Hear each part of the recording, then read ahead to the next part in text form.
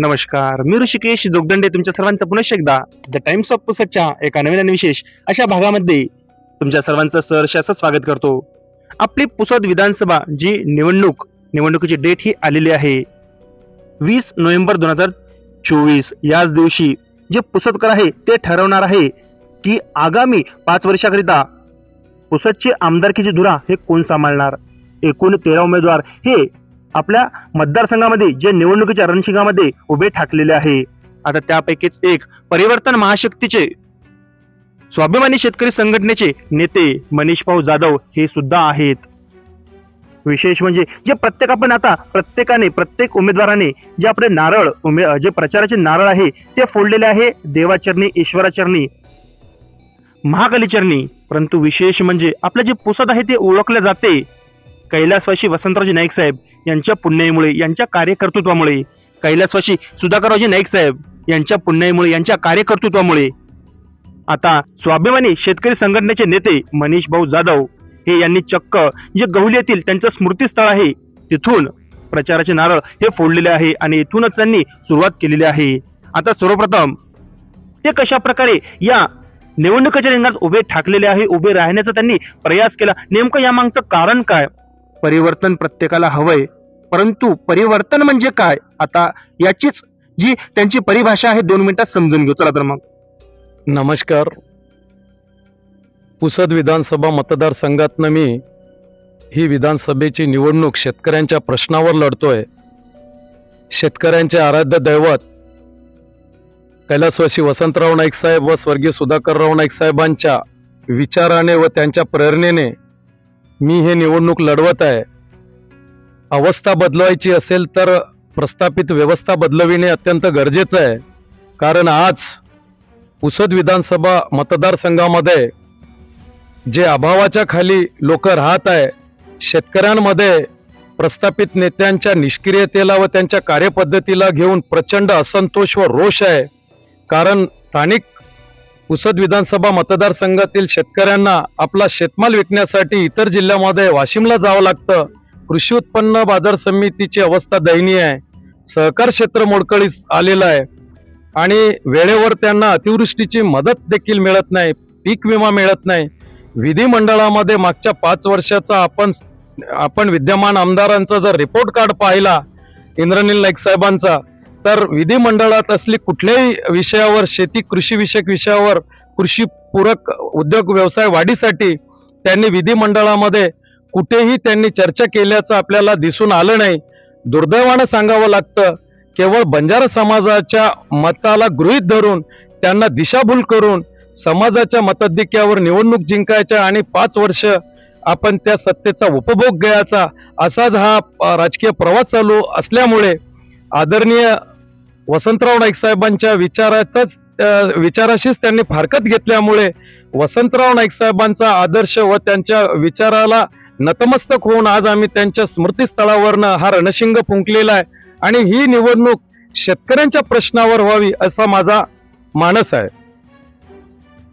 निवडणुकीच्या रिंगणात उभे ठाकलेले जे उमेदवार आहे प्रत्येकाने मंदिर, मस्जिद किंवा देवीच्या चरणी जे नारळ फोडून त्यांच्या प्रचाराची सुरुवात केली आहे. तुम्ही नेमकं हेच स्थळ का निवडलं. कैलासवासी वसंतराव नाईक साहेबांचा मानस असा होता, त्यांनी स्वप्न असे उराशी बाळगले होते की संपूर्ण महाराष्ट्राच्या विकासाच्या जडणघडणीमध्ये एका प्रतिकूल परिस्थितीत त्यांनी या महाराष्ट्राला उभं केलं. शेतकरी कारखानदार व्हावा, शेतीला सिंचन उपलब्ध व्हावं, शेतीमध्ये बारमाही पाणी राहावं, इथल्या शेतकऱ्याकडे आर्थिक समृद्धता यावी, यासाठी त्यांनी स्वप्न उराशी बाळगून संपूर्ण हयात शेतकऱ्याच्या उत्कर्षासाठी त्यांनी खर्ची घातले.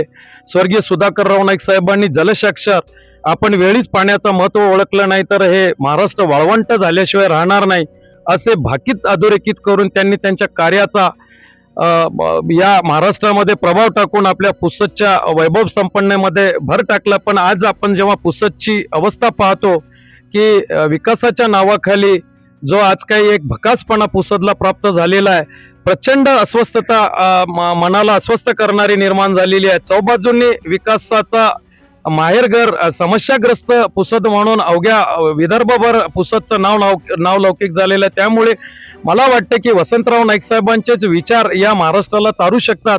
या जगाच्या पोशिंद्याला आज यवतमाळ जिल्ह्यामध्ये मोठ्या प्रमाणावर शेतकऱ्यांच्या आत्महत्या होत आहेत.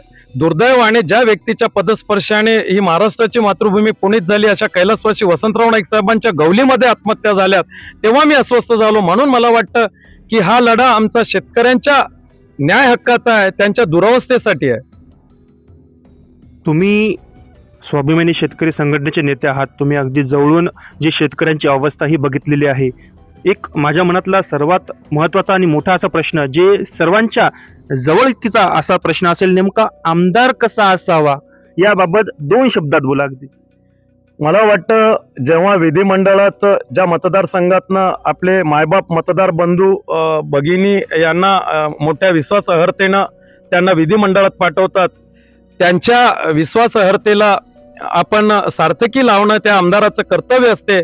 पण दुर्दैवाने विधिमंडळामध्ये ही लोक गेल्यानंतर यांचे जे स्थानिक विकासात्मक जे मुद्दे असतात, जसं आपल्या सहकार क्षेत्राची जर आपण पुसद विभागातली अवदशा बघितली तर रोजगाराच्या कुठल्या संधी नाही आहेत. रस्त्याचे दुरावस्था अत्यंत वाईट आहे. अनेक लोकांचे रस्ते अपघातामध्ये जीव गेलेले आहे.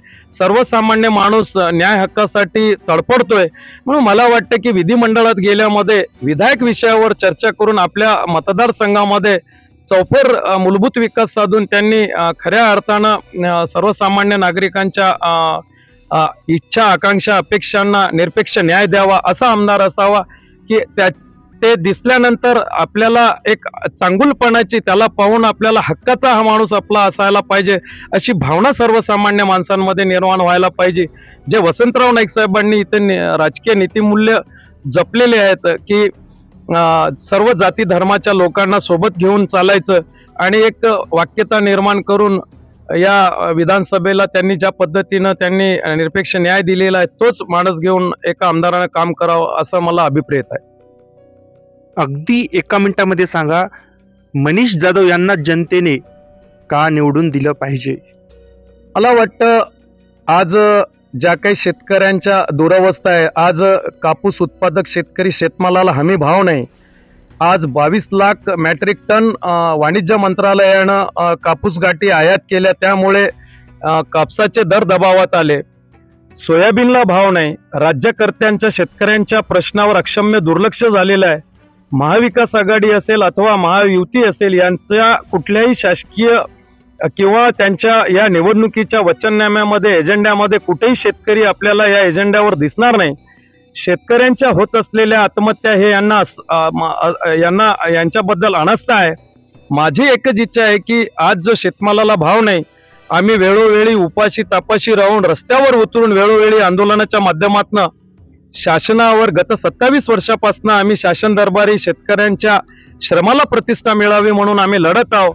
आणि शेतकऱ्यांच्या ज्या काही अडीअडचणी आहेत त्याला जो वनवास मरण यातना मिळालेली आहे, ते मरण यातना कुठंतरी कमी व्हावी, त्यालाही इतर समाज घटकाप्रमाणे सन्मानानं जगता यावं, यासाठी मला या मतदारसंघातील मतदात्यांनी, मायबाप बंधू आणि भगिनींनी मला मतदान देऊन आशीर्वाद द्यावा आणि या निवडणुकीमध्ये मला चांगल्या मताधिक्याने निवडून द्यावं. माझी निवडणूक निशाणी बॅट आहे. आम्ही महापरिवर्तन शक्तीचा उमेदवार आहे.